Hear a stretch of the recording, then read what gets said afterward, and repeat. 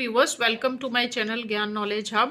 In this video we'll discuss the question answers of the chapter Devotional Paths to the Divine. So let us start the video, but before that, if you are new on the channel, please subscribe it.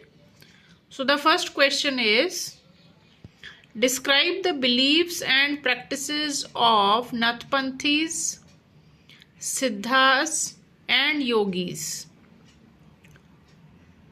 So number 1, these religious groups criticized the rituals and conventional religious practices.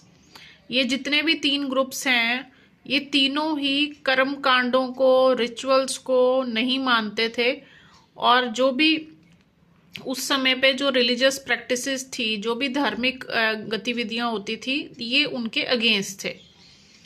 They believed in renunciation of the world. ये believe करते थे कि त्याग कर देना चाहिए इस संसार का. Number 3, they believed in meditating on the formless ultimate reality. और ये किसी भगवान की जो आइडल वर्शिप है उसमें बिलीव नहीं करते थे. ये बिलीव करते थे कि जो भगवान है वो फॉर्मलेस है, उनकी कोई शक्ल नहीं है, और वही अल्टीमेट रियलिटी है. तो ये 3 पॉइंट्स हो गए. और चौथा पॉइंट है, they stressed on intense training of the mind and body through yoga, breathing exercises and meditation. तो ये बिलीव करते थे कि योगा करनी चाहिए, माइंड को कंट्रोल करने के लिए मेडिटेशन करनी चाहिए, ब्रीदिंग एक्सरसाइजेस करनी चाहिए. क्लियर है? तो नेक्स्ट क्वेश्चन है, what were the major ideas expressed by Kabir, how did he express these. तो कबीर, संत कबीर के बारे में आपने सुना होगा, उनके क्या आइडियाज थे और कैसे उन्होंने इनको एक्सप्रेस किया आइडियाज को. Kabir was one of the most influential saints of 15th-16th centuries. Major ideas expressed by Kabir are: his teachings ridiculed all forms of external worship of both Hinduism and Islam. ये भी कबीर जी भी जो हैं वो किसी भी मूर्ति की पूजा में विश्वास नहीं करते थे, एक्सटर्नल वर्शिप नहीं करना चाहते थे. He believed in the formless supreme God. इनके अकॉर्डिंगली भी भगवान की कोई शक्ल सूरत नहीं है, फॉर्मलेस है. According to him, the only path to salvation was through भक्ति. तो salvation हम तभी प्राप्त कर सकते हैं, मोक्ष तभी प्राप्त कर सकते हैं जब हम भक्ति की राह पर चलते हैं. And next point is, Kabir expressed his ideas through poetry and bhajans. तो कबीर जी की एक ये खासियत थी कि वो पोएट्री और भजन्स के थ्रू अपनी जो भक्ति है वो एक्सप्रेस करते थे. और language of the poetry was easily understood by the ordinary people, और नॉर्मल लोगों को उनकी भाषा समझ में आ जाती थी. Both Hindus and Muslims became his followers. ये एक बहुत इंपॉर्टेंट बात है कि ना केवल मुसलमान बल्कि हिंदू भी उनके जो हैं वो फॉलोअर्स बन गए. क्लियर है? Next question, what were the major beliefs and practices of the Sufis. अब सूफीज भी हुए, उनके बिलीव्स प्रैक्टिसेस कैसे थे.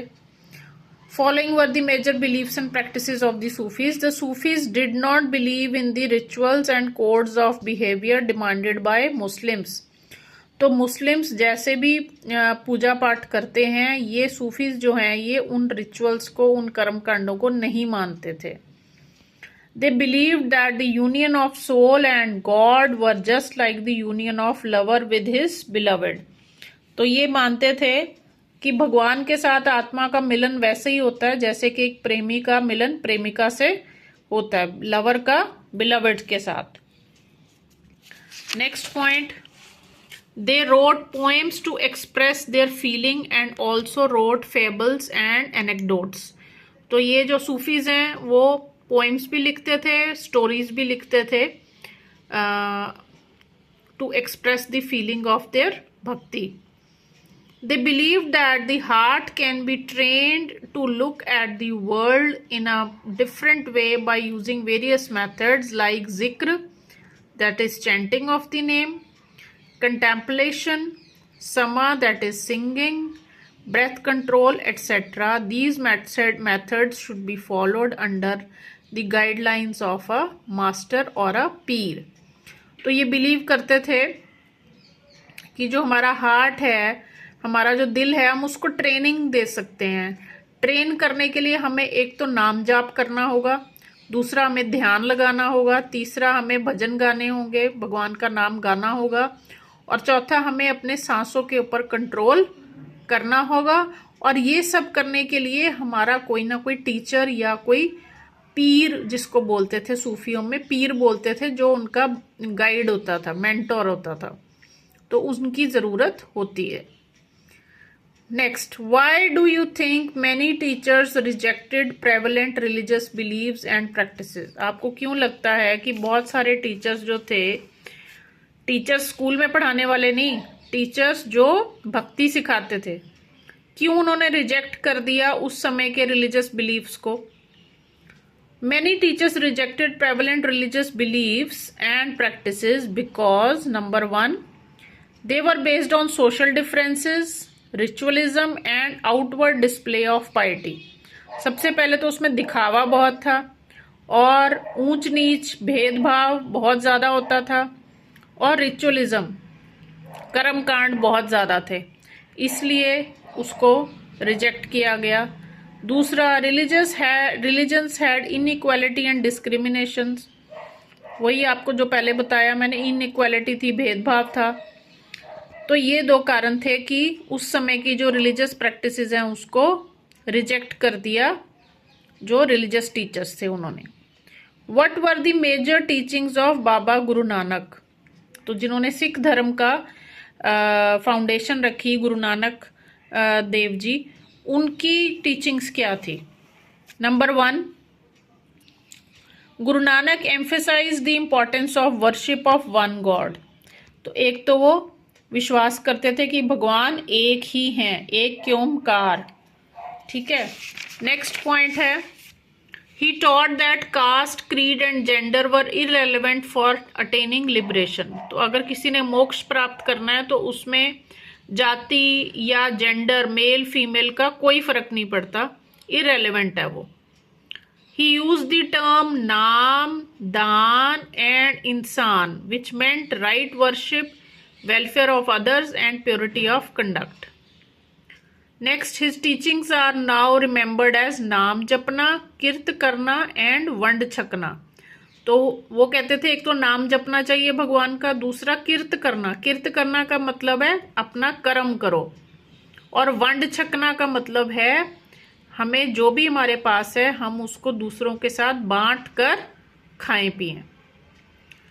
Next, he promoted the idea of equality, और उन्होंने इक्वालिटी के आइडिया को बहुत आगे बढ़ाया, प्रमोट किया।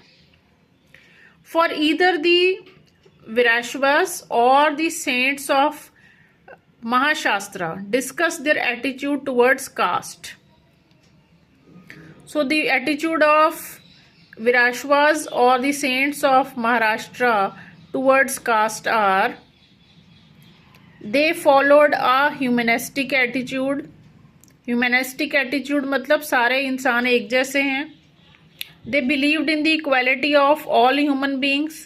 सब ह्यूमन बींग्स इक्वल हैं। They were against brahmanical ideas, all forms of rituals and idol worship, वो मूर्ति पूजा के अगेंस्ट थे, और ब्राह्मण्स जो अपने आइडियाज देते थे उसके भी अगेंस्ट थे। They believe that bhakti means sharing the pain of others, उनके अकॉर्डिंगली भक्ति का मतलब है दूसरों के दर्द को बांटना। They wish to create a society where people could live without any feelings of high or low, rich or poor. तो भेदभाव की भावना में बिलीव नहीं करते थे वो। Why do you think ordinary people preserved the memory of Mirabai? सो मीराबाई का नाम आपने सुना है, बहुत बड़ी कृष्ण भक्त थी, तो क्यों आज भी लोग उनको याद करते हैं, ordinary people? Number 1, though she was a Rajput princess and married into a royal family, yet she had no interest in worldly affairs. चाहे वो एक प्रिंसेस थी, बाद में एक रॉयल फैमिली में राजा की रानी भी बनी, लेकिन उनको संसार में वर्ल्डली अफेयर्स में कोई इंटरेस्ट नहीं था। Number 2, she was devoted to Krishna and composed numerous bhajans expressing her devotion. उन्होंने बहुत सारे भजन लिखे कृष्णा के। Her devotion to Krishna was supreme. तो सबसे बड़ी चीज उनके लिए क्या थी? उनकी भक्ति कृष्णा के लिए। She lived a simple and ordinary life. वो रानी होते हुए भी उनकी जो जिंदगी है बहुत ही ऑर्डिनरी और बहुत ही सिंपल थी। She became a disciple of Ravidas, a saint from a caste of untouchables. और रविदास जी जो थे, जो कि अछूत अनटचेबल्स के गुरु थे, ये भी उनकी डिसाइपल बन गई, उनकी स्टूडेंट बन गई।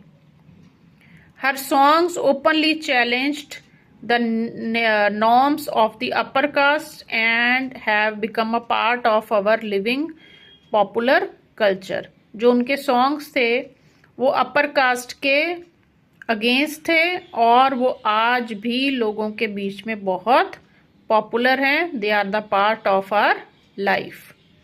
So that is all for this chapter. If you find this video useful, please like and share.